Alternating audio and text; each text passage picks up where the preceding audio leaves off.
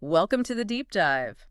So today we're looking at entomophobia, that really intense fear of insects. hmm We've got this source, entomophobia.pdf. It's going to be our guide, sort of, to understanding this very common phobia.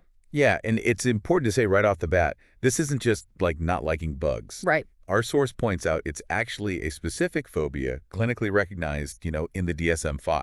Okay. So it's a significant fear, not just uh, getting creeped out. No, exactly. And apparently it affects, well, quite a few people. hmm The document we're looking at says something like 6% of U.S. inhabitants might experience this. 6%. Yeah, 6%. That's Yeah. that's a lot more than you might think, It actually. really is. And it's not always just spiders or a one specific thing, is it? No, that's a good point. Yeah. While someone might just really hate spiders, with entomophobia, the source says it can sometimes extend to all arthropods. Wall arthropods, so like. Yeah, things like mites, centipedes. I think it even mentioned crabs in some cases. Hmm. So it can be pretty broad. Yeah. Wow. Okay. So not just the usual creepy crawlies. The source also mentions some specific types, doesn't it? It does. It breaks it down like Cockroaches. Ah, cockroaches. Yeah, Okay. I think a lot of people can relate to finding them unsettling. definitely. Then there's Melissophobia. That's the fear of bees. Bees. Yeah. Given how important they are, that must create some real challenges for people. It really can. And Myrmecophobia, the fear of ants. Ants. They're everywhere. Exactly. And maybe one that's a bit surprising.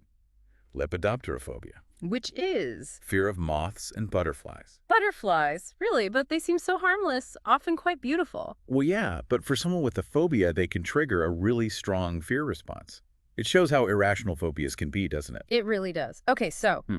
how does this kind of intense fear actually start? Does the source give us any clues? Yeah, it points pretty strongly towards past traumatic experiences. Ah, okay, like a bad sting or something. Could be something involving insects, maybe in childhood, or it could happen later on. A Oh. specific incident, that just sticks. That makes sense. I can see how being swarmed or getting a really painful bite could leave a mark, psychologically speaking. Absolutely. And the source also mentions it can show up at different times in life. That's interesting. So it's not always from childhood. No, a lot of phobias do start then, but entomophobia can definitely emerge later. Yeah. And it's sometimes not even linked to one specific trauma. It might develop more gradually. The reasons are always crystal clear. Hmm. And this fear, it's not just a feeling, right? It actually makes people change how they behave. Oh, definitely. Big time. The source is clear on this. People with entomophobia will, actively avoid situations where they might run into insects. So, like avoiding parks or hiking. Exactly. Or maybe avoiding their own garden.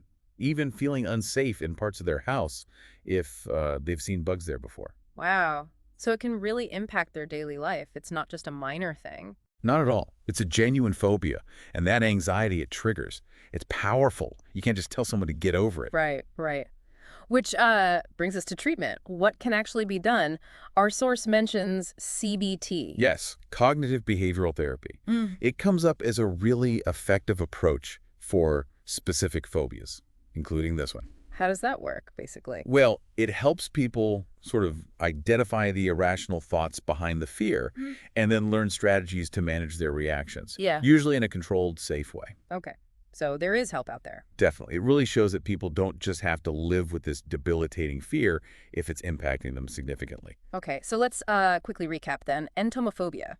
It's a recognized, surprisingly common phobia, can stem from bad experiences, leads to people avoiding places, but therapies like CBT can really help. That's a good summary. And remember, it's a spectrum. Could be one insect, could be, loads of arthropods. Understanding that definitely helps build a bit more empathy, I think. Absolutely. This has been, well, pretty insightful. Maybe a little skin crawly at times, but insightful.